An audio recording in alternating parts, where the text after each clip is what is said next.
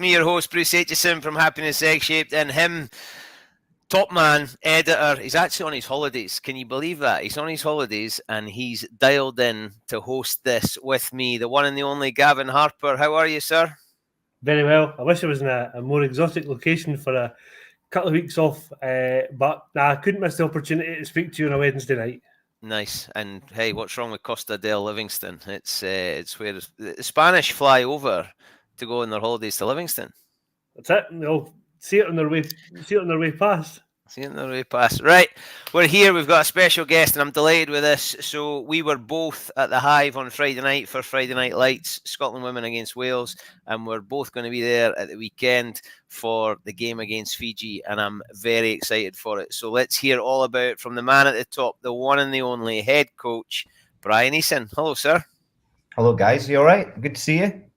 Good to Very see you, Bryan. good to see you. Very good to see you. So let's get straight to it. The sort of question I've been wanting to ask: how's Emma Wassell? She's in a good place. She's actually with us. She's with her good friends. You know what Was is? You know, a typical Was. She's dark humor. Just getting on with things. She's been taken on under the wing with Ellen, our team manager. She's been doing some assistant manager stuff.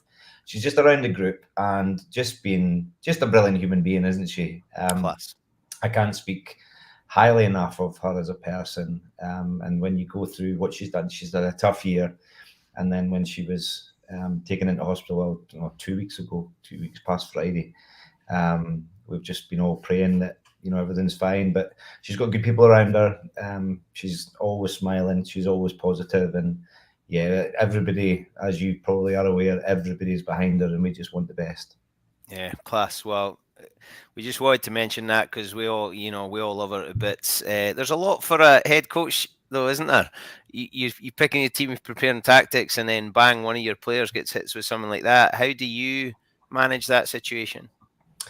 With people around me, we've got some brilliant people around me, and it's not, when it comes to information like that, it's about the person. I base my leadership around relationships, and I think it's really important that we all understand rugby is a people game. It's all about people, and when you've got good people in your environment, good management team, good players, that when players get bad news, or that players are going through difficult times, that they've got support. And it's about making sure that support network is there. And their players go through things all the time in their lives, and I think it's really important that when you've got an environment like this, they are in a kind of brave environment, that they can talk about things and they can speak to people, because I think when you're happy in your life, or you've got people that are helping your life, it also helps performance as well. So whether people are available or unavailable, or if they've been part of this group, it's really important. And one of the lines that we have in our culture and environment piece is fight for your family, and this is what this group is. It's a family, and it's when you see things like this with Emma Wassell, you are fighting for your family, and it just shows the strength of the group, and you can see that on the pitch as well. 100%, love it. And I actually saw her on Friday. She looked like she was helping. Then she was doing anything, but she was there, and she had a smile on her face, and it's good that you've been able to include her. So let's rewind the tape back to Friday night. Overall, pretty happy. Yeah, it's always really difficult when you go into a season not to think your first game of a season is an international. It's you've not got anything behind you. You've got nothing. You've got no reference points. We do a lot of reviews and previews, and we use reference points to gauge where we are. So when you've had 4 weeks of pre-season with, we had a 15-on-15 hit out for half an hour the week before we played Wales. That was it. That's all we had. We obviously did a lot of conditioning work. We did a lot of contact conditioning, and we try and get them up to speed. But like Bruce, you're the same as me. Gav, you've been involved in rugby for a long time. You've never ever spoken to a coach in any kind of conversation during pre-season that's ever had a bad pre-season. Everybody thinks they're the fittest they've ever been. Everybody thinks they're going to win the World Cup, but you're not gauging on anything. You've got not a yardstick. So that was probably the most pleasing thing on Friday, was that strangely enough, going into an international, we didn't really do much work on Wales. We did most of our work on us. So it would be, most internationals weeks would be 70% yourself, 30% opposition. Last week was probably 90-10. So it was based on us. And I suppose the key things that we wanted to look at was, are we able to transfer from training onto the pitch? And the most pleasing part of that was the 6 tries that we scored. Actually, there was huge transfer from everything that we'd done, whether it be working the goal zone, whether it be working our own half, whether it be our kick chase, whether it would be defence into transition. There was something from each of the tries that showed us there was transfer. So yeah, it was good. It was a good start to the season. Actually, in hindsight and looking back at the game, first half was probably better than the second. As in, Really? yeah, I mean, we did a lot of really good things first half. And you think about, we had 3 tries held up, we had 1 try disallowed. So, you had 4 really good opportunities. The possession was good, our kicking game was good. But then on the flip side of that, I thought that the bench and the replacements came on, and then that changed the game as well. So you probably looked at the scoreline and thought, they'll be disappointed at 7-5. Actually, the first half was pretty good. So yeah, a lot of stuff to take from it. Good, but also stuff to take from it that wasn't so great. But you would expect that game 1. I'm glad you mentioned the bench, because it's funny you say that, because to me the second half was magic. It seemed a bit quicker. It seemed a bit sharper. Now, you've had games where you've not used your bench. Certainly not all of them, and we don't need to delve into the reasons for that. But how pleasing was it on Friday that you could empty the bench and knowing not just an impact, but you were delivering players with probably more experience. I know you had 2 new caps in there, but they'd been away and played representative stuff. So it just felt like there was more confidence, not necessarily from you. You've always got confidence, but the player, you bring on Jade Conkle. That's incredible. Yeah. And it just seemed to lift everything. It did. And I think I think it's a really important point you make, is that it's now not about just having 23 players. We've now got 30. So you've got a squad of 30 that's going to WXV, and within that 30, it's really now becoming a really difficult task to pick 23. Now it's becoming a hell of a task to pick a 15. So what's happening is, because of that, training is becoming more intense. Training is becoming faster. Training is becoming more game-like. So we're actually now being able to see players making decisions and under pressure at training. So when you've got that, but then in a game situation, you've got a Louise McMillan or a Jade Conkle to come on, you've then got players who are going, I want to start. So they're then sticking their hand up and they're saying, right, I need to do everything I can to start, because nobody's place is guaranteed anymore. And that's been something we've been working on for a few years. It doesn't happen overnight. But yeah, I thought the senior players or the more experienced players came on were excellent, but also thought that the 2 new caps were also excellent, and they brought something new as well. Yeah, I agree. And you've probably made your coaching is probably happier because of the things you've said. It's more intense. It's decision making at a higher speed. But your coaching of selection has never been tougher. In this job you're in just now, your selection, me and Gav could probably have sat here even a season ago and picked 13 out of your 15. Yeah. I mean, the back row, competition all over the place. Second row, there's now scrum half, heaps of competition. Where does Merrill play? Who gets to play on the way? Like, it's really tough. I mean, good luck to you. Yeah, and that how good is that? I mean, like, genuinely, how good is that? Because that not only puts pressure on us as a coaching group to make sure that we get our selections right, it gives us, I suppose, pressure as a coaching group to make sure that we are, I suppose, putting pressure on players that in a more game-related environment. So we're seeing things not just at training, but in games as well. But yeah, for me,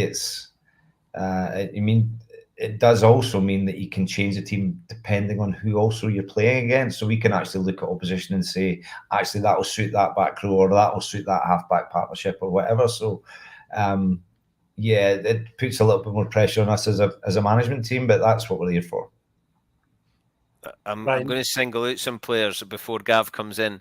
Evie Gallagher at number 8. Mm-hmm. Outstanding. I mean, the ball off the back of the scrum, away she went. Yeah.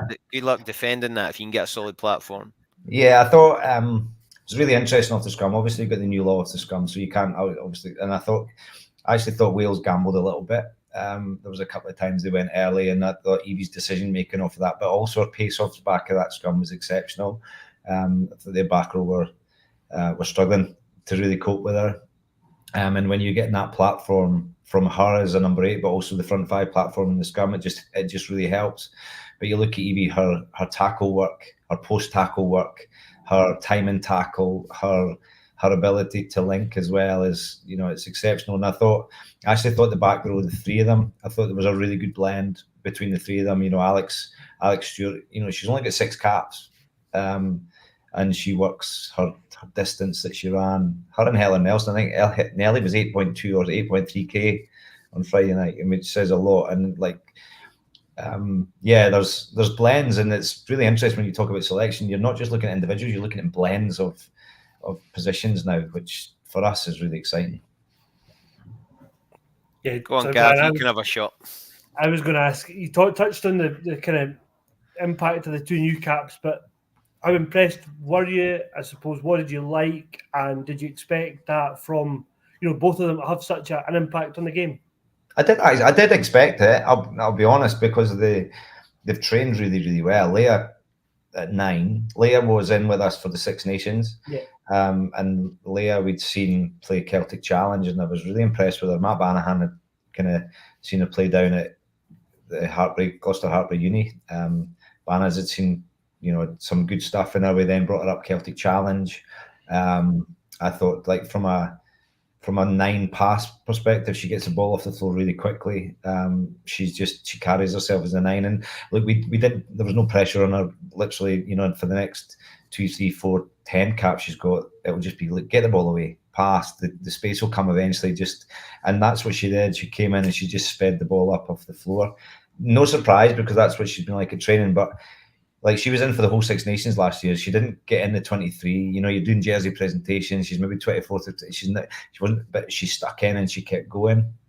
Lucia was the same, again, just through good links that we've got at Gloucester Hartbury. Pete Walton. Waltz does a great job, by the way. Waltz is there's a story with Waltz. I think he was watching a uni game and he saw some poor bugger standing with a Scotland jacket on. So he thought, well, he must be the dad of somebody. And the poor guy just got this jacket off somebody. He wasn't even Scottish at all. He just kind of grabbed him and said, who are you watching? But and that's what Waltz does. You'll look for players, you'll find players. And Lucia was like that as well. She's one from the under-20s. I thought she played really well in the under-20s. She played at 13. There had been injuries. She is a 15. I think she's an out-and-out 15. She's got a good boot in her. She's got great skills. She's got really good feet. And the 2 of them, I was really pleased for them. And just, that last part of the play when, Lucia ran a short line, it didn't happen for her. She bounced back out and then gave a 2v1. That it was just brilliant to see that. And that will just grow them in confidence. And, we'll keep supporting them. We'll keep helping their development. And that's the most important thing, is we nurture players like that. It's interesting you say that, because you've probably got some nice timing to arrive at a World Cup with some decent experience for these players. You've got a chance these 2 games. You've got WXV coming up. There's obviously Six Nations, but you could be arriving potentially with no uncapped players in your squad. So everybody's had a shot. Is that something you're looking at, or is it, there's a lot coming. There's a lot of big stuff coming. There is an eye on the World Cup. There's no point in kind of beating about the bush there. When we came in 6 weeks ago, this is week 7. We talked about what we're going after, what we're looking at, and ultimately it's looking ahead to the World Cup. And this is a really good opportunity for us to grow the group, to understand around, okay, we're maybe going to change a little bit in how we're playing. Probably saw a little bit more of an attack focus around Friday night. We've worked really hard on that. But also we want to make sure, like you say, Bruce, is around getting experience. We've got 12 months to gain that experience, whether that's training within the group. We've got some youngsters in here who have come in with the extended group. So we've got 30 to go to WXV. We've been training with a squad of 37, 38, 39, just off the back of their performances Celtic Challenge. And yeah, look, going in a World Cup, you do want to have experience, but the way it's going at the moment, there's 2 or 3, youngsters throwing their hands up and saying, I want to be in your squad for World Cup. And that's what we want. We want players to see that we're not scared to pick players and put them in, because I was laughing at Tomo, actually. I caught Tomo about an hour ago and said, how are you feeling? She said, I'm tired. It's like this. It's always like this on a Wednesday because we go pretty hard. She said, we went to the gym to do robustness. She said, the kids were up in the monkey bars. They were doing all this stuff. And he says, where did they get the energy from? And that's brilliant. I think it's brilliant that we've got, this new group coming through, but the experience in here, you just can't buy experience though. Your job is like no other. You're an international head coach, but you've pretty much been through the role of a club coach. You've internationally taken players through a pre-season to play. I know, like you said, your first game was a capped international, but it was off the back of a big period of conditioning. And did it take you back to a mindset that you had previously, just in a professional role? A little bit, but we've had this experience. So a World Cup is exactly the same. Next year's World, so it's been actually really good for us to do it, because next year's Six Nations finishes. There's no PWR games post Six Nations, so the girls will get 3 to 4 weeks off. Then we go into a block of pre-season for World Cup, and then we go into World Cup. So it's been really good for us to look at that and say, right, how does this work? So we did it for World Cup when we were in New Zealand, 3 years ago, and this is a short cycle because of COVID. Last year's WXV was fairly similar as well, so we learned a lot, and that's I think this is probably where the real strength of this group lies in terms of our management team. I've got such a good management team. We challenge each other, we reflect a lot, and we look at how we can make things better. So we looked at last year, we said, right, how can we improve on this? And Josie Simmons coming in as head S&C, she's brilliant. She's just got so much energy, so many good ideas, and we just throw it in the pot and we say, right, okay, how are we going to get this group together? And as you can imagine, with this group, there's a lot of energy, there's a lot of noise, there's a lot of smiling, there's a lot of, but by God, they work hard. None of that's Fraser Brown, though. Yeah, sorry, that tickled me that bit. He's been quality, genuinely, he has been. He's been absolutely outstanding. He's really detailed. He understands what he wants from the group, and I think it's a great thing. I think to come from playing from what he's done on the pitch to what he's doing here, he's been genuinely really a credit to him of coming in and doing what he's done, because he's got respect immediately. You can see differences already. You can see his slant in there, and yeah, he's been pretty good. He's a class act. I love him bits. So let's look ahead. Saturday, Fiji. You said last week was 90-10. Is it similar this week? A wee bit more. Because it was easy to go 90-10 last week because we know Wales. We play Wales Six Nations. We played them recently. We've played them quite a bit. We played them last World Cup and stuff like that as well. So we know them pretty well. So although it was 90-10, we still knew roughly what was coming. Fiji, we don't know. So we've watched them. They watched them against Japan. A couple of 2 tests against Japan. Watched them against Australia just over the last month. So they've played recently. So we've had to give pointers. We've had to give an understanding of what to expect.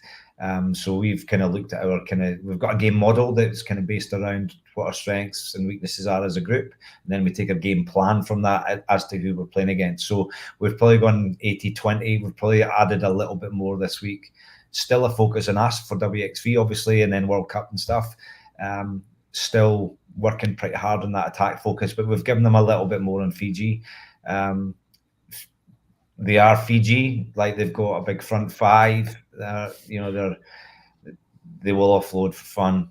They like to offload, they like to play, but they also give us opportunities. So we've got to understand where the opportunities lie, but also how you can put pressure on them. So it's just about having that that discipline like we had last week, the ability to build pressure, but then to pull the trigger when it's on. With all that in mind, Brian, without giving too much away, you obviously name your team tomorrow. Is it? You talked about strength and depth and different combinations, but is this another opportunity to try new combinations given the opportunities that Fiji might give you? You'd a chance of it. He's always fishing, eh? He's always fishing. Just chat to him, Gav. Give him a break. I'm going to put my poker face on and say, you'll see tomorrow. Yeah, look, as I say, it's really important that we do build the squad, and it's important that we do challenge. And we'll look at making changes. We will make changes because we need to, as Bruce is talking about, we need to understand. We need to have evidence. We need to be evidence based. We need to know what we're looking at moving forward. So it's another opportunity. But like the World Cup draws in October. World Cup draws straight after WXV. We've been really clear that it's really important that you're top 8 in the world for that World Cup draw, because that would mean you're in the top 2 pots. And within a 16-team World Cup, if you're in top 2 pots, you then get 2 unseeded teams underneath you. So that gives you opportunities. So we'll pick a team this week that'll be the best team to win the game. We're not looking at these games as friendlies. We're looking at these games as a real opportunity for us to learn. But it's international sport. It's all about winning. It's high performance sport. It's all about winning. Yeah. I'm keen, and I know we've not got a huge amount of time left with you, Brian, but the Wales-Scotland games recently have been really close. Friday night wasn't close. No. How much can we read into that? From us, I think you can read in that we're making strides. Like, I genuinely think we're making strides. I can't comment for Wales. I didn't think they were great. I'll be honest. I thought they didn't threaten us. They had once they got to 7 phases. The other times they kicked away or we turned them over. But I thought when we had opportunities, though, like our goal zone conversion rate was 33%, and if you add in 3 held up, 1 disallowed, 1 knock on over the line, that's 5 other opportunities. So, like, I genuinely thought, and we got in their goal zone 18 times. So if you think about, you add that in there, you'd have been looking pretty high. So I thought we really pressurised them, and I thought we pulled the trigger when we needed to. It's difficult to tell, but I think we've now got evidence that some of the stuff that we looked at from training is moving forward. So we'll learn more this weekend, because it's really important that you back it up. I'm going to put this in, Brian, and apologies. Colin Warwick, who I don't know if you know Colin. Yeah. Colin didn't play on the wing. Let's put it that way. Question for Brian: how does he think the one-stop call at balls will affect the ladies? I don't think. Good question, Colin. To be fair, because look, these new laws, I think it's really important that, as coaches, we look at. I think our maul's a real weapon. I think what Fraser's doing at the maul time is a real weapon as well. He's worked really hard on it, and I think our speed in there is. And like sometimes although we've not, like, and compared to France and Canada and England and New Zealand, we're not massive, but we're quick. And I think at maul time, our speed at maul has been excellent. But also you can be quite smart around it. We've got some really good rugby players. So for us, I don't think it'll affect us at all, because our breakout players are pretty good. You've got players at the back of that maul who are really skillful, quick. And then you've got players who can, like Lisa Thompson, Meryl Smith, running lines off it. So we can start being a little bit cute around it. But the maul's still a weapon. Even though it's a one-stop maul, I think it's still a weapon. If you keep it moving, they can't stop it. So that's another challenge, is make it as good as you can. Gav's just written down there that you named Meryl and Lisa Thompson. So I said as 12s. I said 12s, they're running across. I said, so both of them at 12. Burley, I love it. Do you know the thing I love the most is the enthusiasm you speak about it. That can only rub off on the players and on the group. I loved Friday night. It was an absolute joy to be at the Hive, and I can't wait for Saturday. And my kids, my wife, we're all going to be there. They're bringing their pals. It's going to be magic. I'm really looking forward to it. You must be buzzing. Yeah, I am actually, because like it's really important you talk about the supporters. Like genuinely, we talk long and hard about. Like, I don't want to take all your time up, but like so this group are like, we've gone through a lot with this group in terms of professionalism, right? So this group, they were the first group to go professional. Then in Wales, I made the jersey presentation in Wales just about a year ago about the first group to ever get their names on the back. And then on Friday there, I made a jersey presentation on this is the first group ever to have their names embroidered and the team on the strip.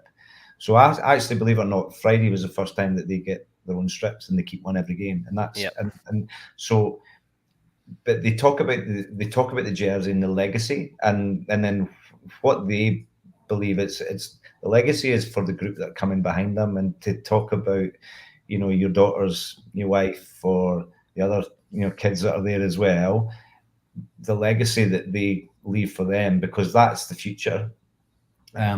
So the Hive is, you know, to play at Hive, and it depends on where Gav and all these cronies tell me to do press. Like, so if it's in the stand, I'm always up the back, right? But then once they're finished, you walk through that tunnel, you know, the tunnel walking towards out the Hive, and there's hundreds of kids.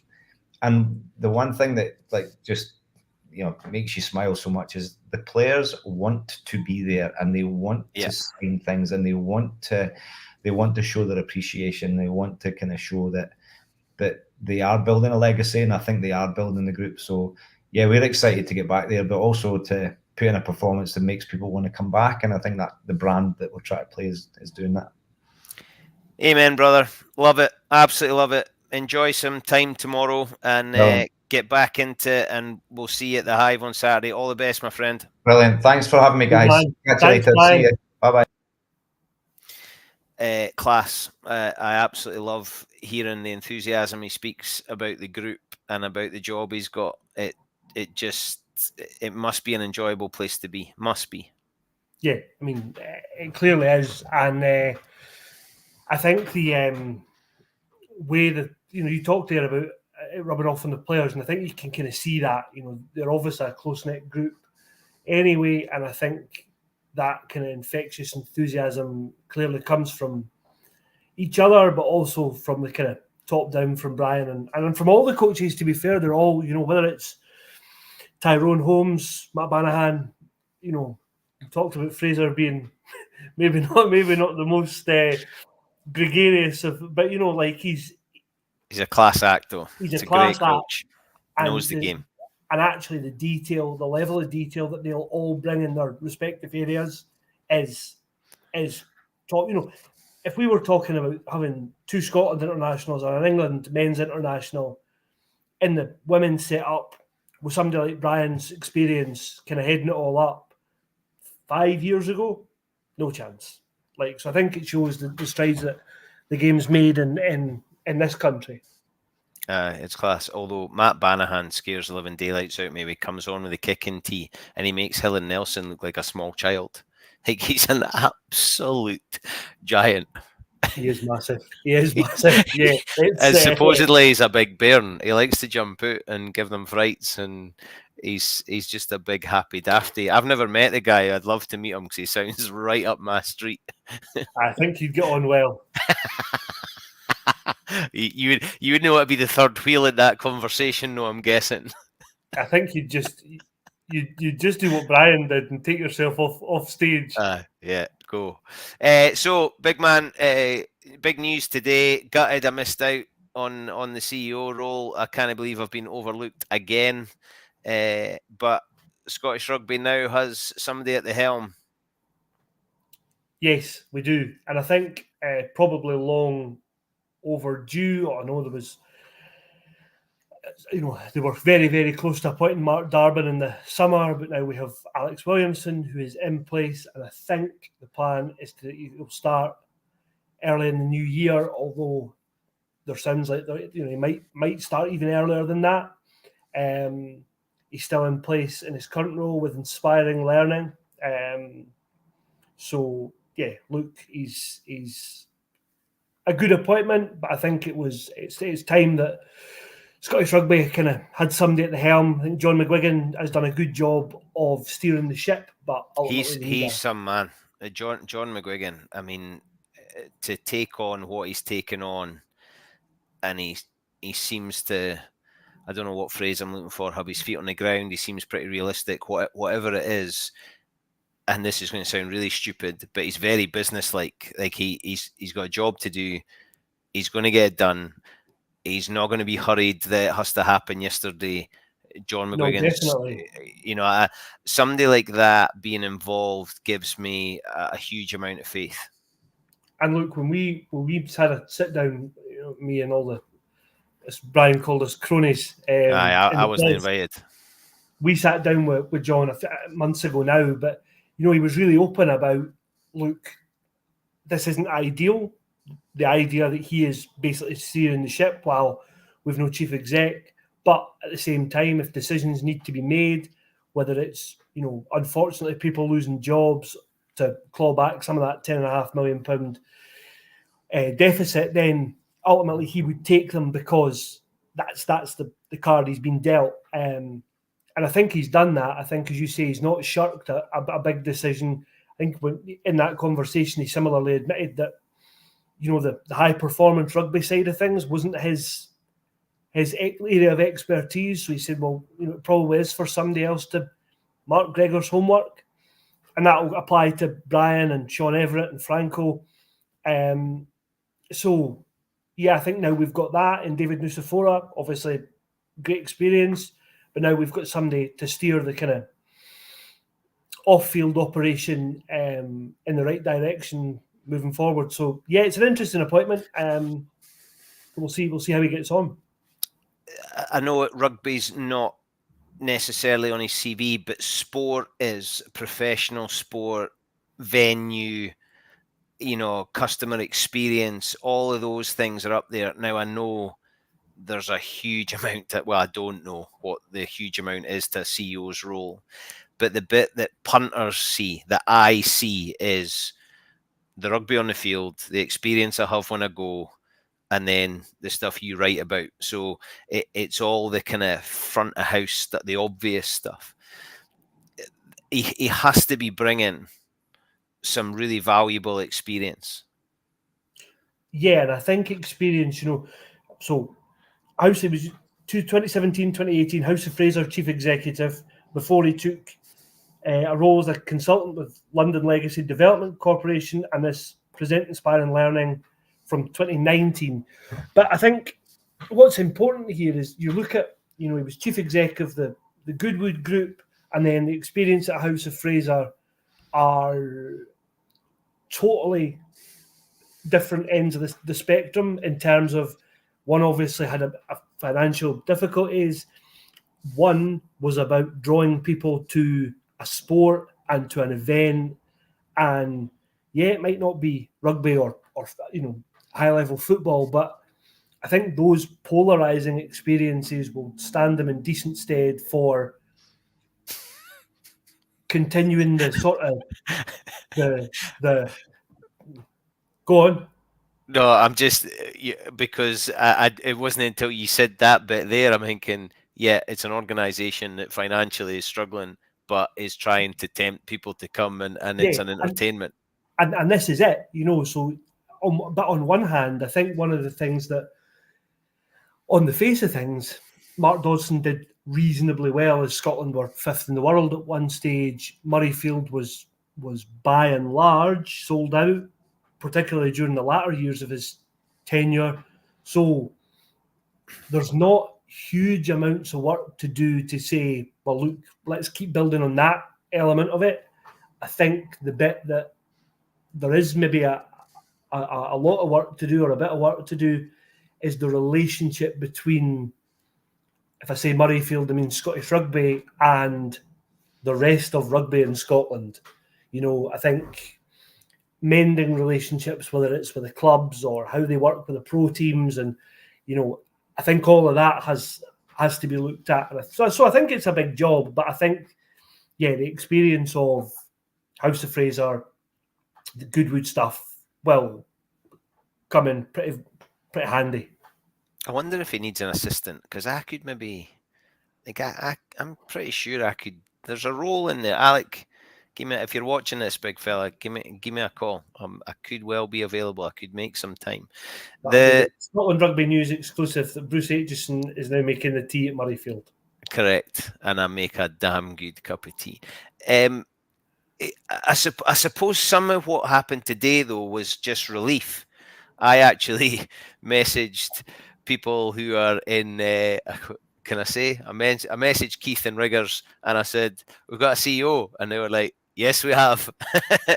Now that was kind of it, but there must be a huge kind of sigh, right? We've got something in place. Let's now get our noses pointing the same direction and get going.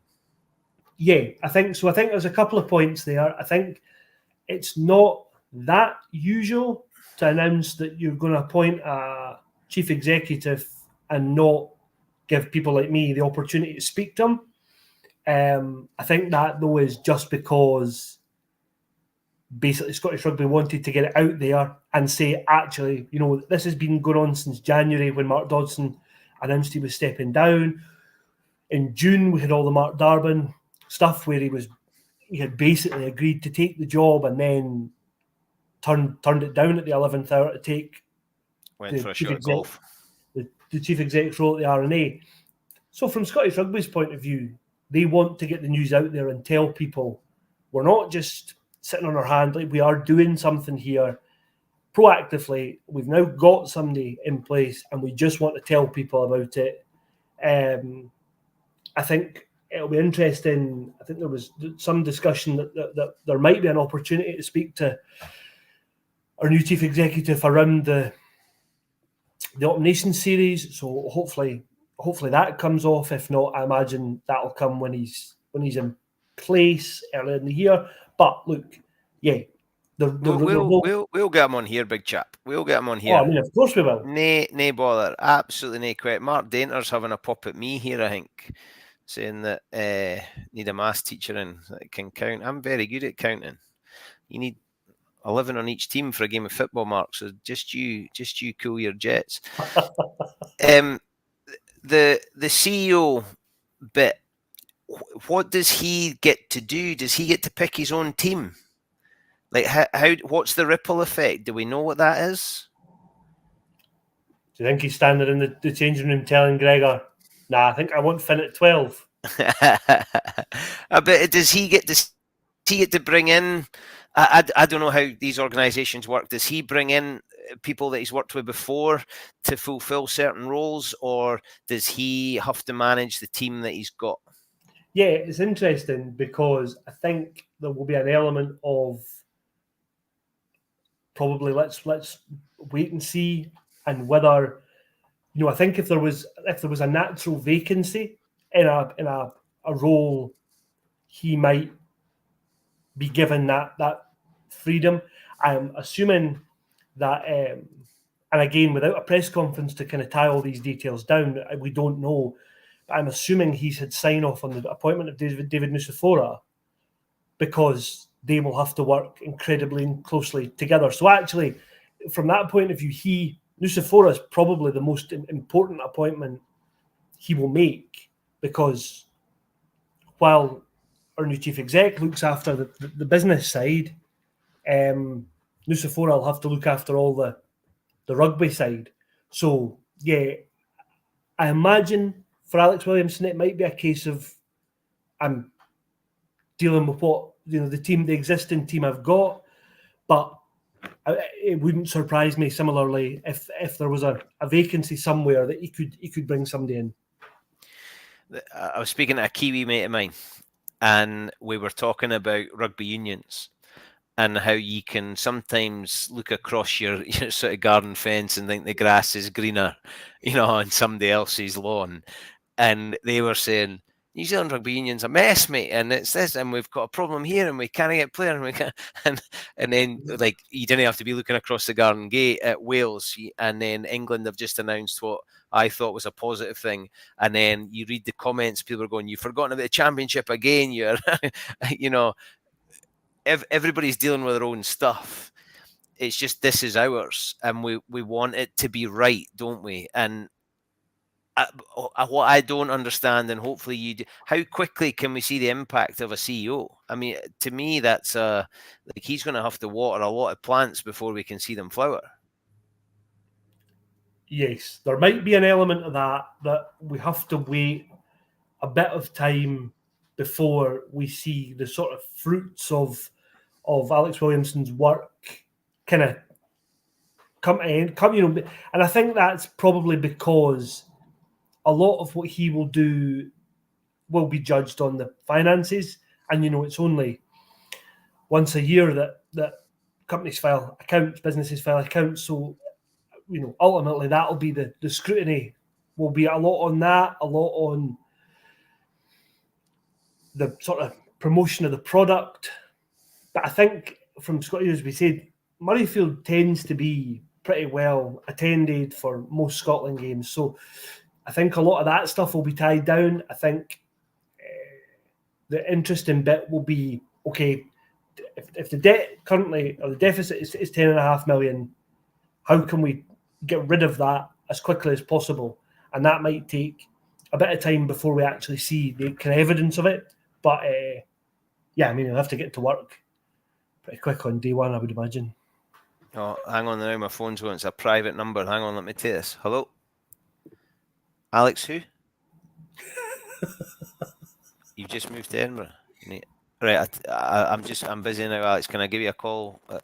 Hang on, let me wrap this up and I'll give you a call back. Is that all right? Can you WhatsApp me your number? Cheers, big fella. Speak to you soon. Bye. Alex, somebody just moving to Edinburgh, needing some help. Used to work for House of Fraser or something. Interesting. He's needing a guy that makes a good cup of tea. He is, aye. And do you know what, Colin Warwick? I think we're almost going to leave with this. I think what he's saying is that for the women's game, we need the pipe band playing Flower of Scotland. Yes, 100%. I think. Do you know that was the only bit of Friday night's experience that I thought this could be better. The announcer. You're going to say the announcer. You're going to say the announcer at the Hive. That's what you're going to say. I was appalled at the announcer's attempt at pronouncing Cecilia Tuipulotu, and I'm sure, I have no doubt, that the guy that normally does the Edinburgh games would have been 10 decibels louder and probably got it just as wrong, but he would have done it with such gusto nobody would have noticed. Correct. Fake it till you make it, brother. Fake it till you make it. And do you know what? He's back on Friday night at the Hive. So get your ear defenders now. Because he's back, and he's had months, because they didn't make the playoffs. So there's months of enthusiasm ready to come out on Friday night, and I can't wait, because Gloucester last year, I think, was maybe my favourite game at home. I thought the atmosphere was outstanding. And do you know what? Like, I think we've kind of segued into Edinburgh Gloucester preview here, but if you wanted a Premiership club to come up in a pre-season game, like Gloucester always travel, and I really, really hope that they bring a few up, because that game in January really, like, class atmosphere, helped that it was, we didn't know it at the time, Lewis Rees-Zammit's last ever rugby try at the Hive. I was walking along Princess Street on the Friday morning, and there's these two lads just come out Waverley, and they're doing that thing, they're looking at their phone for directions. And I was like, bro, it's 8 o'clock in the morning. It's like, lads, can I help? Are you here for the rugby? They're decked out in Gloucester kit. Of course they were here for the rugby, but it was a story starter. Are you here for the rugby? I said, can I help? You looking for your hotel? Nah, mate. There's a Weatherspoons. Is there a weather? 8 o'clock in the morning, looking for the Weatherspoons. I was like, aye, just up there, first right, just along George Street, and you're in, big fella. And then, what's that slogan? Drink responsibly. I said to them, oh, I'll be there tomorrow night, because let's face it, I never miss a chance to tell folk. And I said, I'm actually a stadium announcer. And they're like, oh, are you really? And we had to be chatting away. And then they messaged me on Facebook on the Monday saying, you made their ears bleed. But at least they acknowledged that they were listening. But it was I've got to go to Gloucester. The place just, I would love to go. I've never been. I'm a wee bit sad they've got a fake pitch, but that's just kind of how it goes. it's one of those things, I suppose. It's a stadium I've never been to, but yeah, love to go. it's on the list. And do you know somewhere else that's on the list is Welford Road, and I see that Welford Road has got the Six Nations game, the Scotland England Six Nations game. They're also the women. They're playing in York as well. Yeah, look, do you know what? I think good on them taking games around the country. Well, I heard Will Carling's been saying how Twickenham's rubbish to get to, even if you live in London. Never mind if you live anywhere north of Birmingham. It's an absolute shocker. Why are English rugby not taking the game away? Why are they not doing training set? And I thought it's a really interesting point, because the women do, English football do to a certain extent, but then again, back to looking over the garden fence, New Zealand didn't lose at Eden Park. Yet who did they play there? Well, fair enough, but they've not lost there for a long time. But they do take it round New Zealand. Well, totally they do. And I don't know how I feel about that, because there's Hampden's not a particularly enjoyable place to go, but I'd probably be sad if it wasn't Hampden, because I'm old and romantic and a bit sad. But I think this is another point, but there's games. Look at the Portugal game. Will we get 67,144, which is the capacity of Murrayfield for Scotland? The Portuguese fans travel, my friend. They will be last one out of Lisbon. Turn the lights off. Can we expect to see Ronaldo and Cohen in the stands? Can you imagine if Ronaldo decided, right, I've got the weekend off. Middle East League's finished about 12 years ago, because there's only 4 teams. But I'm going to go up to Edinburgh and I'm going to watch the rugby, because Beckham says he prefers watching rugby to football. Ronaldo, can you imagine if he turned up? I think we should start tweeting him. I'll leave that to you. I'm going to be an absolute social media pest to Ronaldo and get him up. In fact, he could stay here, because let's face it, accommodation in Edinburgh is a nightmare. So he could stay here. You might be tight for room though if you've got the new chief executive in your spare room.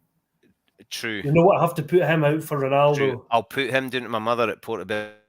I'll get him down to Granny Susan, and Alec can go and stay down there, and I'll have Ronaldo for a weekend. Sold. There you go. You've got it all planned out. Do you know who else is sold? Big handsome Graham Paris, who needs to get a new profile picture, because every time I see that, I want to unfriend him. You'll not like that as a hibby. And it cracks me up how he's one of those annoying folk. It's just got better looking the older he's got. It just winds me up. Anyway, good to have you on board. Big fella, lots to look forward to. Edinburgh, Gloucester, Friday night. Club rugby all over the place. Scotland women back at the Hive for their last game. It's just class. I'm now getting excited. The summer didn't really get me that excited. Now I'm getting excited. Yeah, look, we're a week away from the start of the URC season. We're right in the midst of 2 Scotland women's games, but let's face it, what is to come for them later this month is a far bigger deal.